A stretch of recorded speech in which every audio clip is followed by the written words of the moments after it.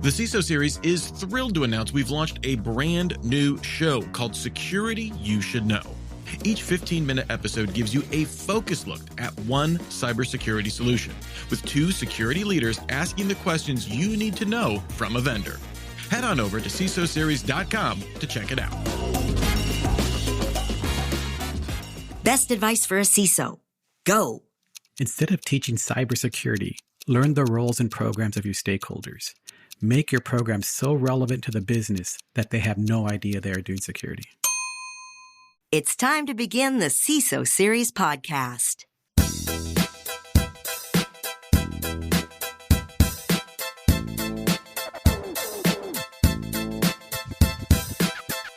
Welcome to the CISO Series podcast. My name is David Spark. I am the producer of said CISO Series, and joining me as my co-host for this very episode, it is Andy Ellis. He is a partner with the YL Ventures.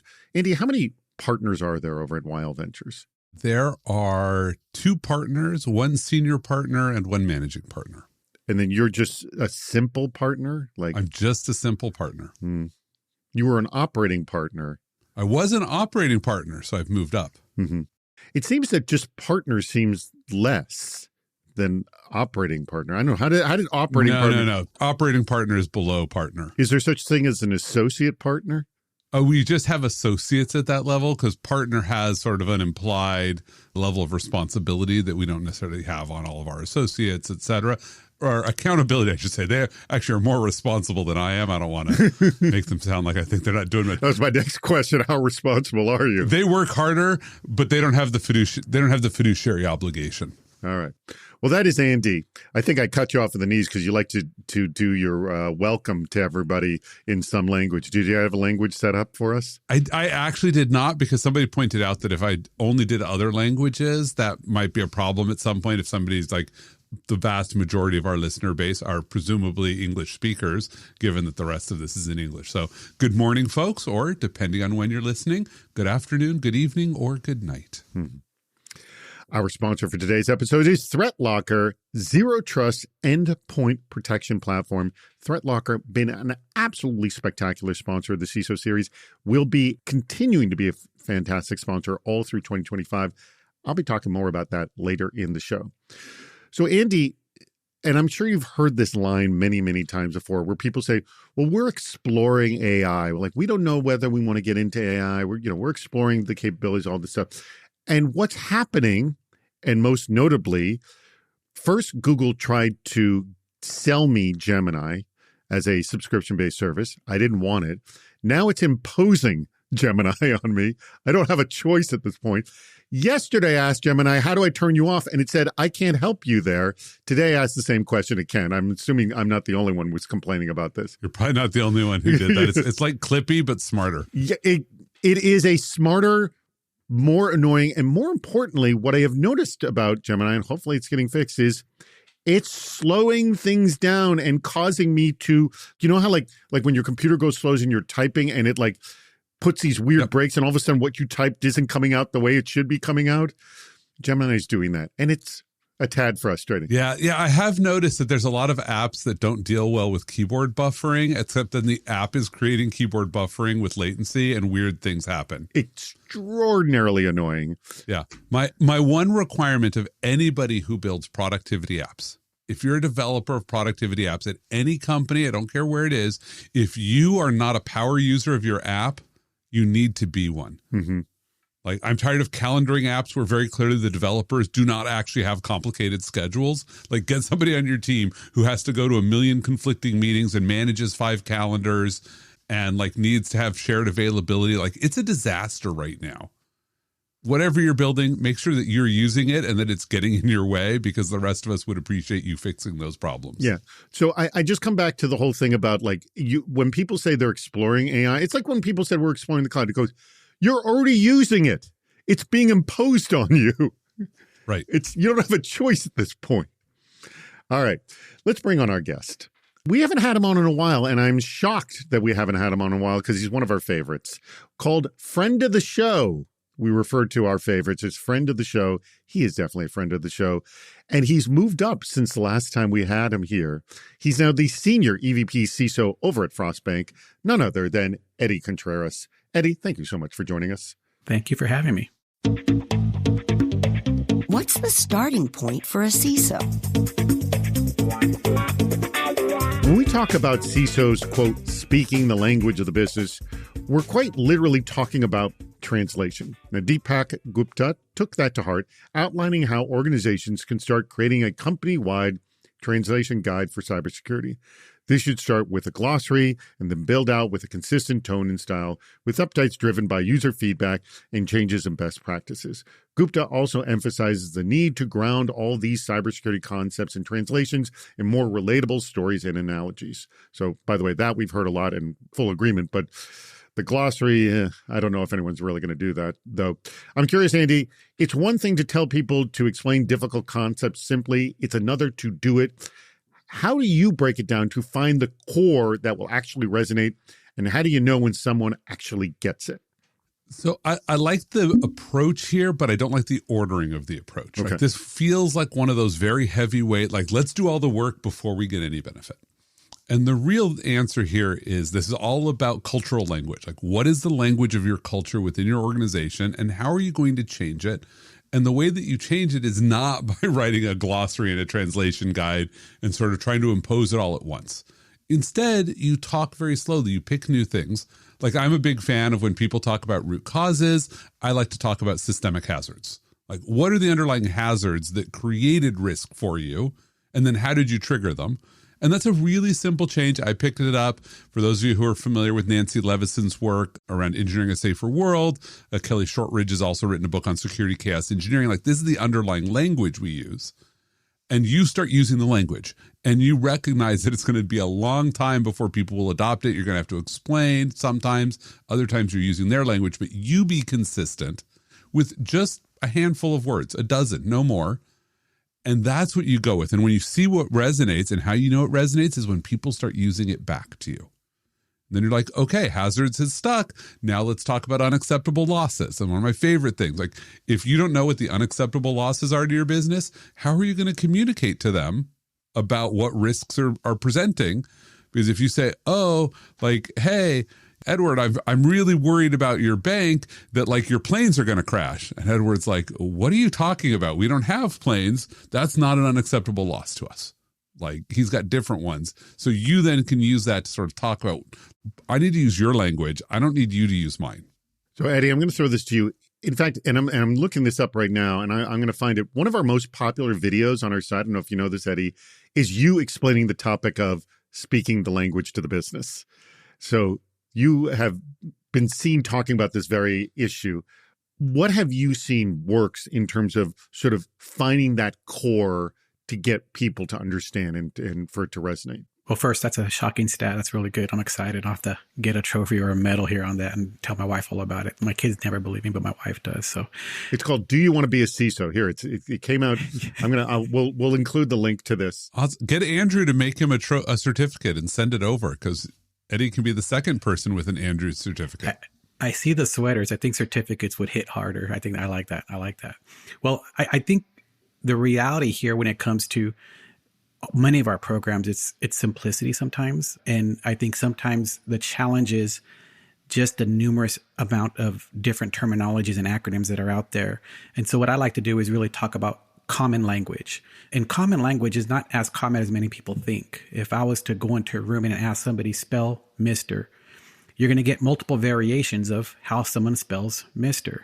Is it 2 letters? Is it 2 letters with a dot? Is it the full word spelled out? And so in the risk area, when somebody says, I have high risk, is that the same high meaning and terminology that your CFO uses, that your chief risk officer uses, that your auditor uses? Because I think telling the business to learn 7 different variations of what high means is just a program killer. And so being able to first work with anybody who's identifying risk and making sure that if we're using a term, that we have consistency in the term. And that may mean other programs have to either change their terminology, use the same language, verbiage, and definitions that you're using, because really it's about making the business understand risk in a simplified vision. And so that type of alignment really does help. And it's not anything about cybersecurity. Sometimes it's really just about commonality and using the same term that everybody else is using in the business. By the way, that is such a perfect, simplistic answer that so hits home. And Andy was smiling all the way through it. I mean, if everyone's not using the same term of what high means, you've got serious problems, Andy. Yeah, so I completely agree with that. But I want to point out the flip side of this coin, which is don't overload a term. Like risk is one of my favorite ones. You do not have a risk, right? When people talk about things like, well, we have this risk here. And I'm like, well, what is it? Is it a scenario? Is it a vulnerability? Is it an adversary? Like we use the word risk as a singular noun to mean like 70 things. So where you have it overloaded, stop using it for that. Like risk should be about sort of this aggregate feel of how dangerous we are, right? Risk is a perception, not a specific scenario. If it's a scenario, talk about a scenario, figure out what that language is. So simultaneously, don't use one word to mean many things, but if that's happening, go find a different word. Would this person be a good fit for the job? Quote, all I ever read is that you need passion, a drive, you need to live, breathe, eat, drink cybersecurity in order to succeed in it or even work in it. Now, this came from a frustrated post on the cybersecurity subreddit and wondered why this kind of hustle mentality has thrived in cybersecurity. Some commenters felt this was just a result of the Reddit LinkedIn echo chamber, but others pointed out that doing, quote, extracurricular cybersecurity activities outside of work does help you stand out early in your career. Still, others pointed out that a curious and inquisitive mindset is really what you need in the field. It's up to leaders to, quote, keep morale and passion in strong supply, end quote. So, Eddie, I will start with you. Can you be a good cybersecurity professional without being insanely passionate about it? And can you think of someone who fits this bill? Like someone who's just great at the job, but when the job's over, they're like, I'm going to go lead the rest of my life. Eddie? Yeah, I think there's two ways that you can look at this, and maybe I'll use two different analogies here. When you're in school, when everybody was in school and trying to get grades, the goal is to graduate high school, right? Now, you can graduate with straight C's and you can graduate with straight A's. The level of effort that it takes to get A's gives you more opportunities after your high school days are over. And then if you are a straight C student, those opportunities are different. And so, yes, you can graduate from high school and be in both of those areas and still be successful in life. The other analogy I would use is sports. Think of Michael Jordan. Michael Jordan excelled in his field. And why did he excel? Because he put in the extra time. He had a different work ethic. He put more into it. Now, of course, he's a billionaire, makes more money in marketing than he does anywhere else.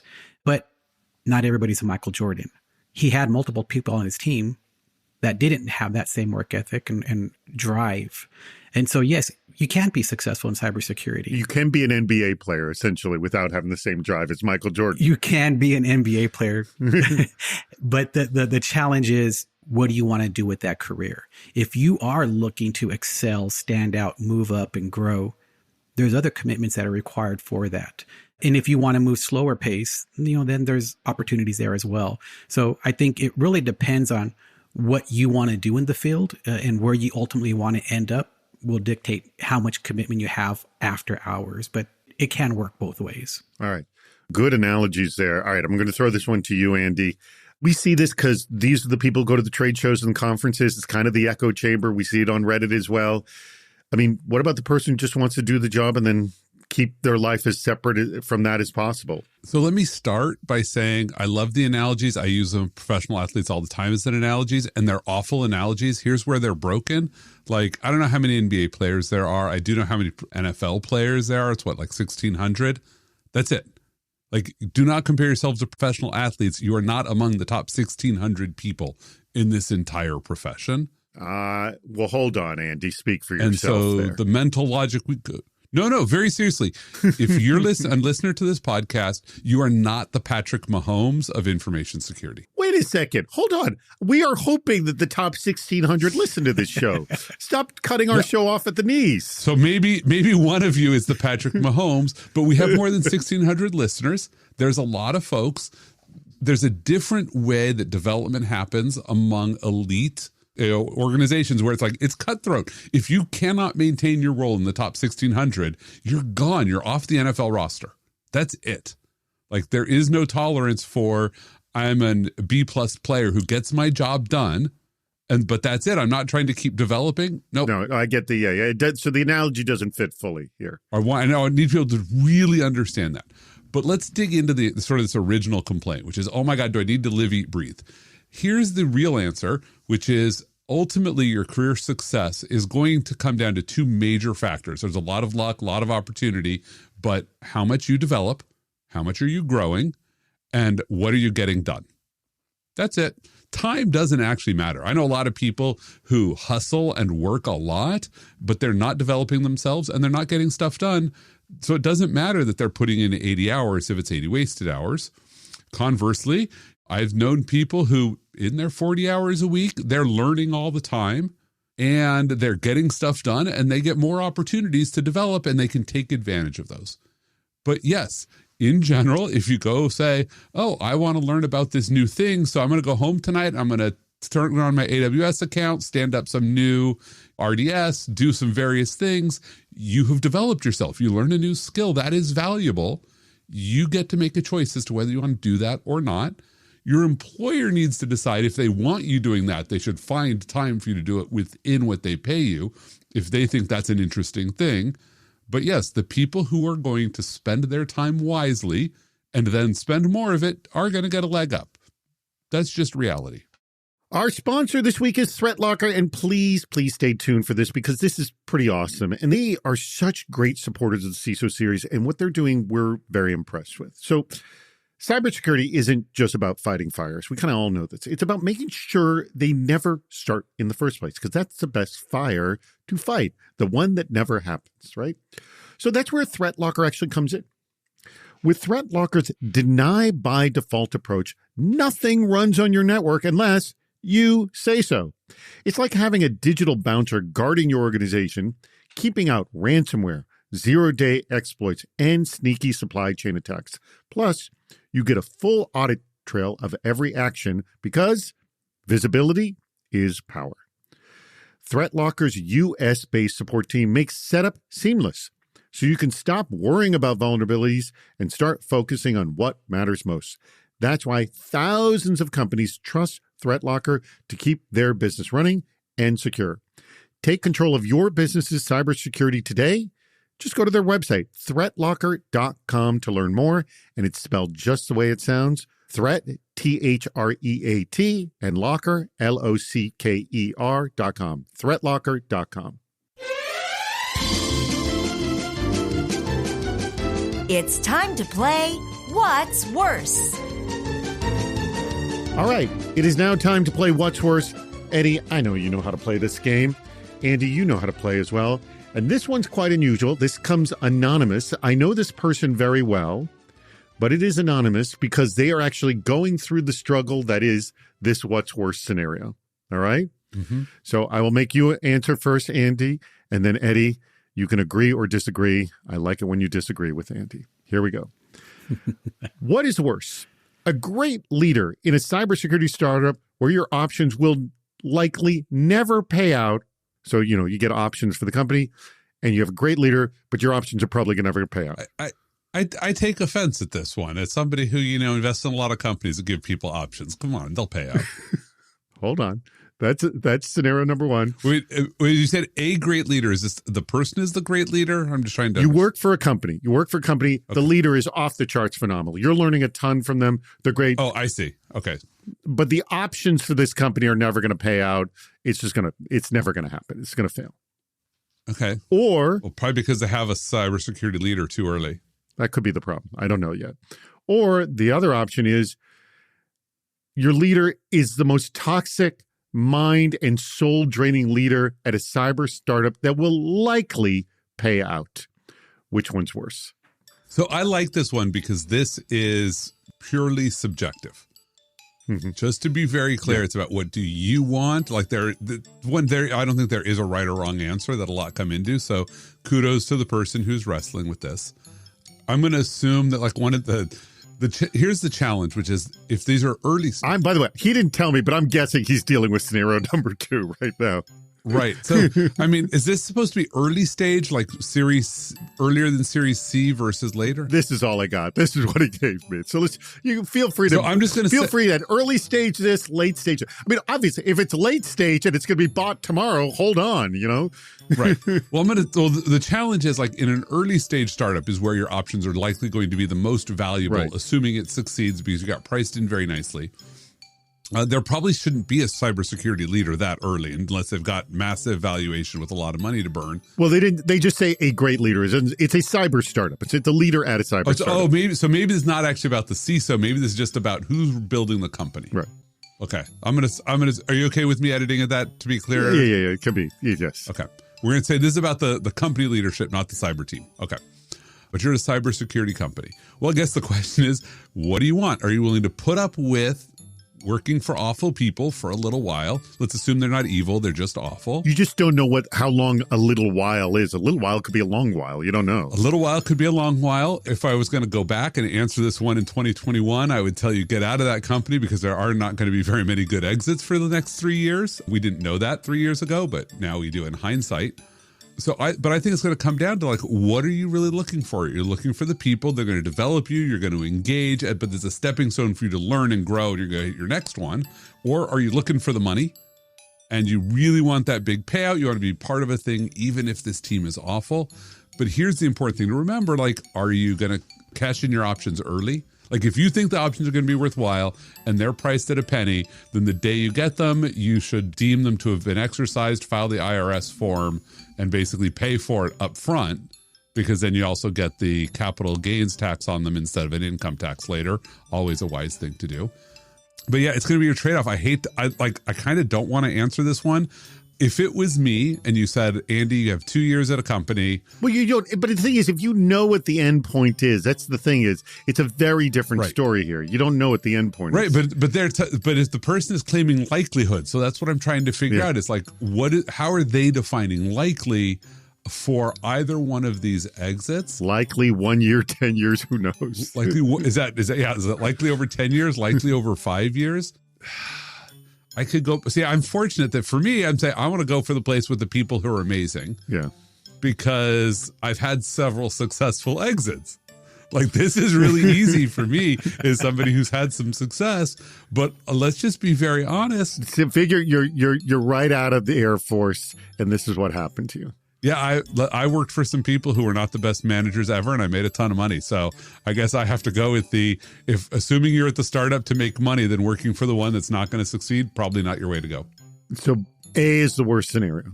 The first A is the worst scenario in that case, assuming what we're assuming about where it was. Like me coming right out of the Air Force, I want the success. All right. Eddie has been very polite and quiet while you have been bantering this back and forth. And laughing at me silently. Eddie, you have the floor. Which one's worse? And by the way, have you faced any of this or have any friends have faced this? That was a journey that Andy went on. I was like, okay, he's going to land on something here. And I just wasn't sure where it was. So I had the wrong bet. I wasn't sure either. So me being from the Silicon Valley originally, working during the .com days and seeing so many broken dreams and so many wishes and wants of, if only I would have waited a little bit longer, if only I would have not joined the company. And you always hear the Monday morning quarterback afterwards of all the decisions that you should have, could have, would have made. The one that always pays out is relationships. And I think if you look at it from that perspective, option A absolutely is the better option, where B is not, even though there's quick riches. Maybe not quick. There will be riches. Riches at some point. Yeah, you get riches. And I think what people don't realize is those networks, those friendships in the long run, they do pay out. And they may be that long-term yield that you were hoping that, that turns around at some point in time, that guarantee. They usually do if you actually have a good leader that you can work with. Typically, good leaders spawn new good leaders. And so if you're looking at how many companies are going to come from a failed company that eventually will take you on, I think that's absolutely worth its weight in gold. But I think the challenge here is that you're walking away from the money, right? And so, if you're playing the long game and you understand how money is made, then you typically know that the stock market always goes up eventually. And so if you do that with that, vision in mind, I think option A is the better. Option B is absolutely the worst of the worst, because quick money isn't always good money. So that's my thought. And it's not guaranteed quick money. That's the other thing. Right. It's not guaranteed quick money. We're saying more likely. But we're sort of guaranteeing no money in the other one. Yeah, the first one's guaranteed. You're going to be poor coming out of that. Like, you're basically going to hang out with somebody who's a great leader but not a good business person, who's going to drive a business into the ground. You're the last one in. 3 years later, you walk away with nothing, and your team never grew. You didn't get a lot of development. Like, these are things you have to trade off. By the way, I got to assume this happens all the time. Oh, yeah. Yes. It absolutely does. Like, people are struggling with this constantly. Yeah, the vast majority of startups don't succeed. Yeah. And I think another thing that a lot of your listeners need to be aware of is what's the difference between an option and a restricted stock unit. Yes. When someone's coming to you and saying, we have all this promise and you're likely to be on the positive end of this, what's your financial commitment to actually execute that? And I think some people just don't understand the difference between what stocks are versus, what other types of stocks. So There's some learning curves there as well. Yeah. And where are you priced? What's on the cap table? Like, what's the current valuation? Like, there's a whole bunch of interesting things in there to pay attention to. But here's going to be one piece of advice to folks, because I have seen people who've made this mistake, which is they made the choice to go for the better environment. Fine choice. Go for it. But because they fell in love with the leader and the team, they did not leave when it was time to do so. Good point. And always recognize that at the end of the day, when they run out of money, this is not a family. Startups are not families. Nobody there is actually going to take care of you. Like, you might become friends, but at the end of the day, it's still a business. And if it's a business that fails, they're not there to take care of you. They're there. They have a fiduciary responsibility to what's left for the shareholders. And there's a way to walk away to maintain those relationships, because of what you said, Eddie. Yeah. The long game relationships always pay out. And I couldn't agree more with that one. They always do. Yeah, and if you think about what goes on in these tech companies and in these areas where, you have, unfortunately, companies that don't make it, you have serial entrepreneurs and they don't stop at one failure. So sometimes one company goes down, 2, 3, 4. Most of the successes that go on right now with these companies have a series of failures. And so if you know who those serial entrepreneurs are and you understand what they're capable of, it does kind of give you that upper hand as to making that decision. Let me throw another sort of twist at this, because this is something that actually happened to me. I had someone who approached me, 2 people I used to work with. One guy I thought the world of. Great guy. I think either he threw me business or I threw him, I can't even remember, but couldn't think more highly of him. The other guy, a complete schmuck.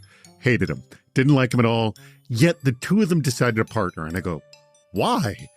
You're great. You're not. Like, what's going on here? And they wanted to do business with me. I'm like, well, half of this equation I like. The other half I don't. Have you run into something like this where there's literally a dichotomy of like, yes, happy to go here, but what's going on here? Either of you? Yes? I mean, we certainly see it. We'll see founding teams where we're like, we love one of the founders, and one of these founders, we're like, how do you get them off the team? But sometimes it's the right person in the right role. It's like, oh, we actually want a person because who they're selling to needs that type of a personality. But maybe we don't want to invest. Maybe we don't want to do business with you, but good luck to you. Mm-hmm. Like, here's another thing. If you make friends with somebody in the industry and then they come to you with a business opportunity, this is not your friend anymore. This is your business partner. Make the decision. And if they're a friend, they'll be polite about it. They'll be like, hey, it's great to talk to you. I really appreciate the opportunity, but I'm not doing this. Like, I say no to a lot of things my friends bring me. I think Andy just agreed with me. Hold it. Andy just agreed with you. There you go. I think Andy just agreed with me that those friendships are the most valuable because, that's when those offers come, right? It's like, okay, I made that relationship. Now you can choose to accept or to deny it. And this has happened to me, David. It has happened. I used to work at a company in the Bay Area And most people, when you work for the government, you typically ended up at either McAfee or Symantec. This was like pre-Mandiant days. And so when Symantec was out there and doing what they were doing, they were known as the acquisition company. They came in and they just acquired companies. Well, through that process, you realize very quickly what was success and what was not successful in that model. And then it just so happened to be a lot of them came out to do their own companies, and they built that model that you just referred to, David, where this one person, phenomenal to work with, and this other person, oh wow, I don't know how much greatness I can take with this relationship here. Where can we cut costs? A 2024 ISC2 cybersecurity workforce study found that 24% of respondents reported layoffs in cybersecurity, with 37% facing budget cuts. So doing more with less is imperative for a lot of organizations. Phil Monzongo outlines some strategies, and most are people-centered. He suggests CISOs actively nurture psychological safety to promote teamwork and experimental thinking, dismantling command-style structures to make staff feel more valued, and hiring a team with more diverse backgrounds to better compensate for blind spots. All issues we've talked about many times on this show. So his other big suggestion is killing fuzzy and sacred cow projects for more high-impact ones with measurable outcomes. Andy, you've spoken about that. So I'll start with you. If you're dealing with a shrinking budget and layoffs, how do you manage the team that's still there? So people are walking out, and I'm sure you've dealt with this, and the people who are left are getting kind of scared. I mean, these are some basic good advice in general, but is there something you do different when that moment happens? So yes, I've gone through this several times. And the very first thing is the phrase doing more with less should never come out of your mouth. Mm-hmm. Do not say those words. It is the fastest way to build disengagement in your team. Because here's the real answer. If you could have done more with less, then you could have done more with what you had before. And if you're only going to try to do good leadership when you've had a layoff, like, what are you doing wrong? Like, that's what you're basically telling people. What do more with less means is, I need you to deliver more, but I'm not going to help you. So don't say those words, even if that's what you're trying to do. And that's your nuance. And what he's suggesting is that, like, kill the projects that aren't producing value, kill the things that are make work, put things on life support. The getting rid of the command style, this is not actually about making staff feel valued. It's about letting staff do the things that they think matter. If I say, here's my outcome, I don't care how you do it. Give me my outcome. And if they can do it in 10% of the time, fantastic. Get rid of 90% of the make work that was showing me how you did the work. Eddie, I throw this to you. Have you had to deal with this where staff had to go and the people left are a little scared? How do you reinforce the ship's still sailing? I think everybody's kind of gone through this at some point in time in their career. I think one of the things you look at is, do you follow the 80-20 rule, and how many of your efforts are following that rule? Because sometimes the shiny, fuzzy, exciting thing may be solving for something that people liked, but may not be what the masses need. And so when you're going through some time of turmoil, sometimes you have to find a project that say, okay, how can we now bring something that 80% of the group will feel is appropriate? And of course, it's not a great answer, but it gives you the opportunity to deliver. It gives you an opportunity to be of value, but you do expect that in return, there's going to be recognition, right? And so, yes, while you're doing, and I think you're not supposed to say the phrase, do more with less. While you know you're in that system and you know you're working in that model, the reality is you can still make a lot of people extremely pleased with the products that you do deliver. And so it is just probably rethinking and refocusing how your program's delivering and then making those adjustments. And those are conversations that most leaders have to have at some point in time. You never know what could happen. Economy, pandemic, remote work, government changes. There's a lot of things where people may be internalizing the same thing, that the sky is falling, and you just never know when it's happening. I think the scenario you gave, though, was just kind of like the blatant one in your face where everybody's realizing it. But I think at some point, most people have some of these challenges going on at all times. So having that 80-20 rule sometimes help. Why are we still struggling with cybersecurity hiring?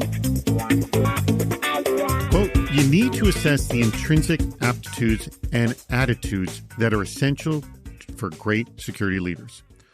Google Cloud CISO Phil Venables wrote a blog post that goes past technical qualifications of a job candidate and digs at some of the harder to gauge elements that organizations should be looking for. Some of them aren't too surprising, like curiosity, critical thinking, and team building, but some of them sound much more daunting to assess, like compatibility with your existing company culture, moral courage to stand their ground against disagreements, and the ability to build influence. So I'll start with you, Eddie, on this one. Which one of these examples I threw out is the hardest to draw out, and how would you go about it in an interview, on either side, for that matter? I really look for somebody who's receptive to feedback. I think that for me it's a really good quality. You don't always have to be right. You don't always have to have the last word, but if you're willing to receive feedback, good or positive, that means you're probably somebody who wants to learn.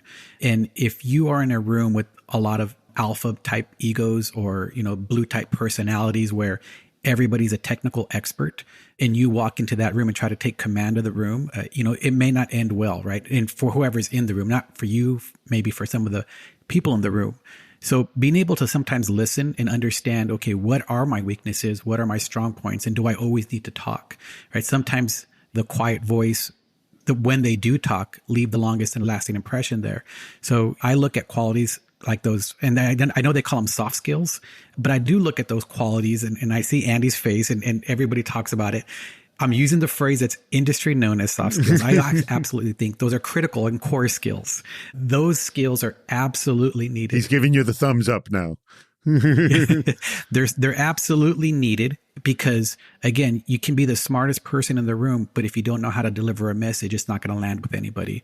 So those types of skills are the ones that I typically look for when I'm recruiting talent. All right. That was a roller coaster, Andy. I seen you. You were like, No, don't say it. So just everyone listening right now, in the video, Andy was cringing at the beginning when he said soft skills.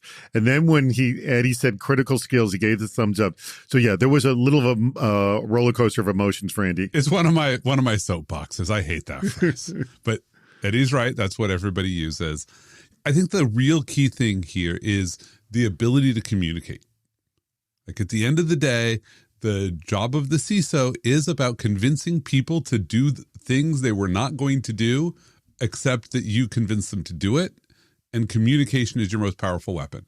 You are a coder of the human brain, like whether it's going to be communicated voice, PowerPoint, whatever. How well can you tell a story that changes somebody's model of the world? That's what I want to look for. So one of the questions I love asking when I'm interviewing people is I say, tell me about a technology that you love, you find life-changing, whatever. Explain it to me. I don't care. You want to talk about, I guess since we're using a Phil thing, I'll say you want to talk about Google Workspace? Be my guest. Tell me how that's life-changing. Talk about a microwave, a shoelace. I don't care what it is, but what I'm trying to figure out is, can you explain this in a way that's relatable to your audience? Yes. I literally just had this experience in a series of interviews. We're hiring right now, and I was trying to get the person who we're hiring who didn't have specific experience of what we're doing to relate what he's doing to us. So in the example, he said that he designed logos and it was hard to get information. I'm like, okay, well, let's discuss. Like, you're going to design a logo for us. How do you begin the process? And he goes, well, what do you want? And so I started giving the sort of generic answers that people give. Well, I want something clean and professional, like right. Just something that gives you no information. And then from there, instead of asking me more questions, he goes, okay, well, this is what I'll give you. And I'm like, you're designing a logo on just that? Yep. And I realized he couldn't communicate. He didn't know how to start prying me and asking me questions. Right. Couldn't explain the process in a way that gets you into it. Like, I want to explain the risk management process in a way that gets my engineers to be like, oh, I could just do that myself. Why do I need to call the security team? Fantastic. You didn't call us before, but now you'll at least do the risk management in your head. And like, that gets us further along. Great. Well, and I also think if you think about all these different security groups across all these different companies, if it was just as easy as delivering a message, you can just copy and paste that from the internet. You do have to do your interviews. You do have to understand, how does it land with the company? What's appropriate? How much of this is necessary on day one versus year 5? And so you take it in bite sizes, but I think that's you do have to interview. You have to talk to them. You have to challenge them. And you have to understand, what are you passionate about? And if you were to talk to David and say, hey, what makes you smile? What makes you happy? What do you like to do on your free time? Does a logo come from that conversation, right? That's a lot different than I know how to do logos. So yeah, I think that's something that you have to be able to draw to some people. Well, thank you very much, Eddie. Thank you very much, Andy. That brings us to an end of the show. I want to thank our sponsor. That would be ThreatLocker. Remember, threatlocker.com. Not hard to find. It's spelled the way it sounds. Just type it in your Google or put a .com at the end of it. Eddie, any last thoughts about our conversation today? What I always like to ask, are you hiring? Thanks for having me on the show. I really appreciate it. I enjoyed not only this series, but all the series you have out there. It's really engaging. So if you're not listening to everything that's on CISO series, make sure you do listen to it. They're great episodes. I've been sharing up with our team. Why don't all guests say this? So that you can be one of the top 1,600. By the way, he's saying this because he wants to come back again. But even if you didn't say it, you're coming back again, Eddie. I want the certificate, David. I want the certificate. And yes, we are hiring. So if you live in the state of Texas, and we do offer a remote, but for HR reasons, the state of Texas is our boundaries. Please reach out. We have a lot of positions open across our program, not just in security, but in other areas of risk. So absolutely look us up. Awesome. Thank you very much, Eddie. Thank you very much, Andy. And thank you very much, our audience. We greatly appreciate your contributions and listening to the CISO Series podcast. That wraps up another episode. If you haven't subscribed to the podcast, please do. We have lots more shows on our website, CISOseries.com. Please join us on Fridays for our live shows, Super Cyber Friday, our virtual meetup, and Cybersecurity Headlines Week in Review. This show thrives on your input. Go to the participate menu on our site for plenty of ways to get involved, including recording a question or a comment for the show.